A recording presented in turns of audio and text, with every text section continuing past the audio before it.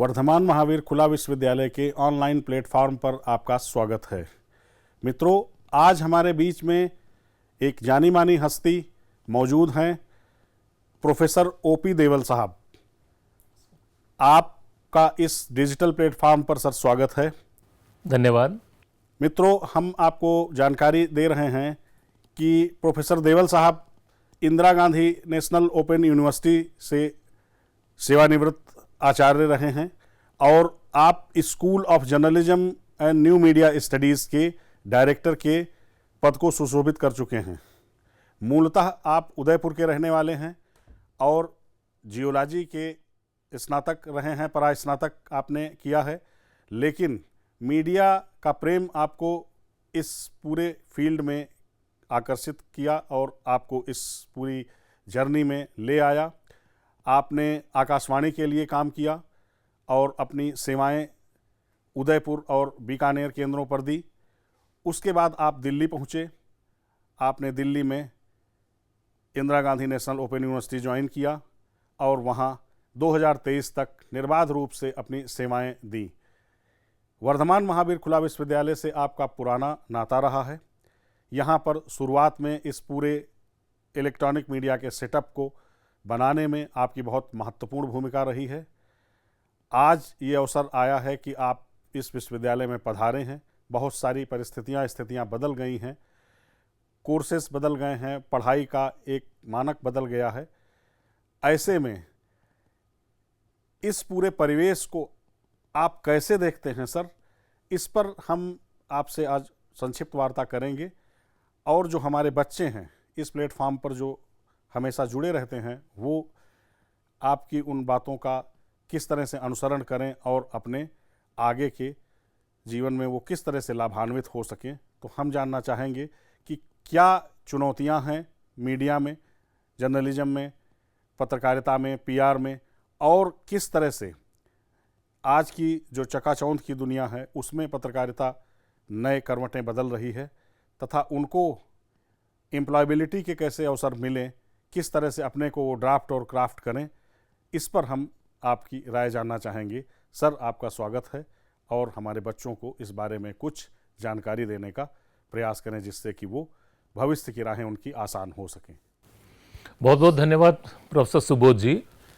और जैसा आपने बताया कि मेरा इस विश्वविद्यालय से पुराना परिचय रहा है और 90 के दशक में लगभग 95-96 के आसपास से मैं यहाँ आता रहा हूँ।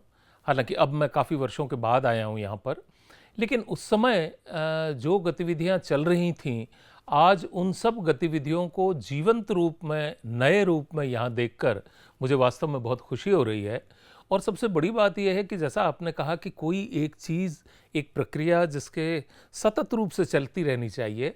हाँ, तकनीकी माध्यम से उसमें बदलाव आते हैं, थ्योरेटिकल लेवल पे उस पर चीज़ों में चेंज होते हैं, तो वो सब कुछ है, वो मुझे देखने को मिल रहे हैं। लेकिन वो चीज़ यानी कि टेक्नोलॉजी की एजुकेशन में जो भूमिका है, उसका जो योगदान है, वो मैं यहाँ आकर स्पष्ट रूप से आप लोगों के सहयोग से मैं देख पा रहा हूँ कि किस तरह जाहिर बात है कि आपके स्टूडेंट भी इससे लाभान्वित होते होंगे।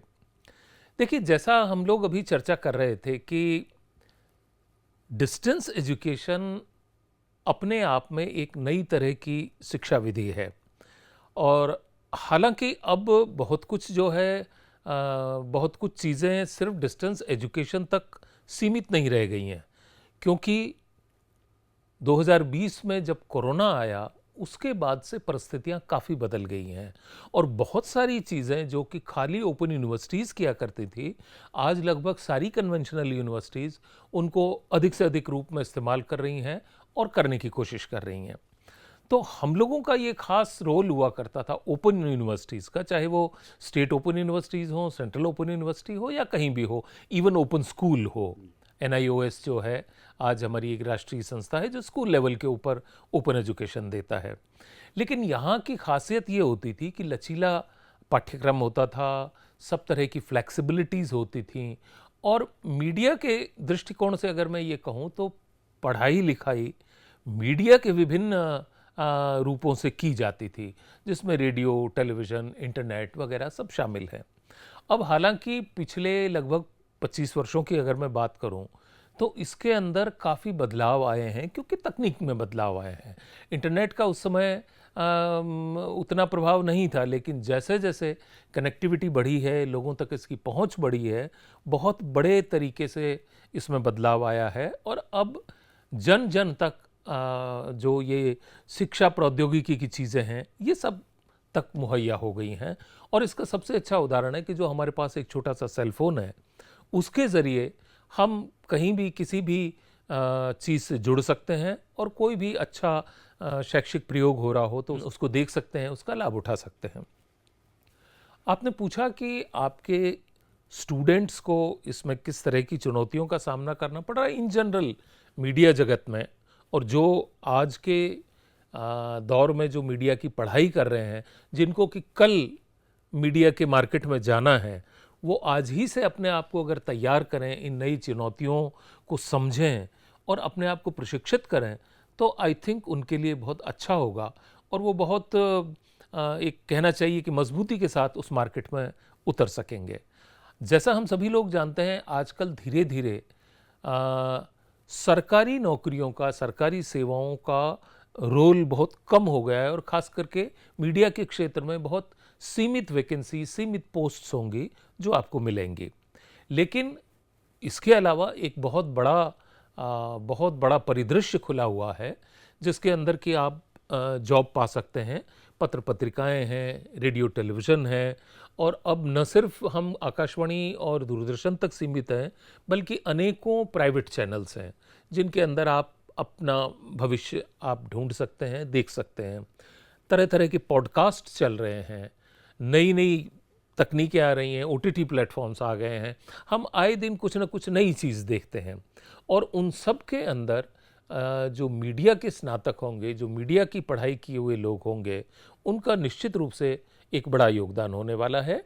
लेकिन उसके लिए तैयारी आपको ये करनी है कि आपको प्रायोगिक रूप से चीज़ों को समझना होगा। आपकी बेसिक सोच बड़ी क्लियर होनी चाहिए। दूसरी चीज़ जो चुनौती है वो इस तरह से है कि आप सबने देखा होगा कि कई बार ऐसा लगता है कि ये मीडिया जगत दो खेमों में बटा हुआ है, या अलग अलग विचारधारा को वो प्रमोट कर रहे हैं। तो ऐसे में जो नया स्टूडेंट जाता है, जो नया एम्प्लॉई किसी चीज़ को ज्वाइन करता है, तो उसका काम ये है कि किस तरह से ऑब्जेक्टिवली वो किसी भी न्यूज़ आइटम को, किसी भी चीज़ को अपने पाठकों या श्रोताओं के सामने रखे, और किस तरह से वो उसके अंदर अधिक से अधिक बैलेंस और ऑब्जेक्टिविटी लाने की कोशिश करे। तो आई थिंक जो सारे छात्र हैं जो इन मॉडर्न तकनीक्स के ज़रिए मीडिया की शिक्षा प्राप्त कर रहे हैं, वो इन चीज़ों को समझते हुए अपने आप को भविष्य के लिए तैयार करेंगे, और आगे की चुनौतियों को वो बहुत ठीक से समझ पाएंगे अगर वो अभी अपनी पढ़ाई पर पूरा ध्यान देते हैं। तो मैं आपके सब छात्रों से उनका आह्वान करता हूं, उनसे अनुरोध करता हूं कि आप अपनी शिक्षा को सीरियसली लें। आप कभी ये ना समझें कि हम इस पर्टिकुलर सिस्टम में चल रहे हैं, यहाँ तो आसानी से चीज़ हो जाती है। ऐसा बिल्कुल नहीं है। शिक्षा की कोई भी पद्धति हो, आपको कुछ चीज़ हासिल करने के लिए मेहनत करनी होती है, लगन चाहिए। तो अगर आप में वो लगन है और आप वो मेहनत करने के लिए तैयार हैं, तो निश्चित रूप से आने वाला समय आपका है, और आपको सफलता मिलेगी, और आप अच्छे से अच्छा अपने आप को स्थापित कर पाएंगे। न सिर्फ आप अपना नाम रोशन करेंगे, बल्कि जिस विश्वविद्यालय से आप जुड़े हुए हैं, जहाँ से आपने शिक्षा प्राप्त की है, उनका भी सिर गर्व से ऊंचा हो जाएगा। मेरी शुभकामनाएं। बहुत बहुत धन्यवाद।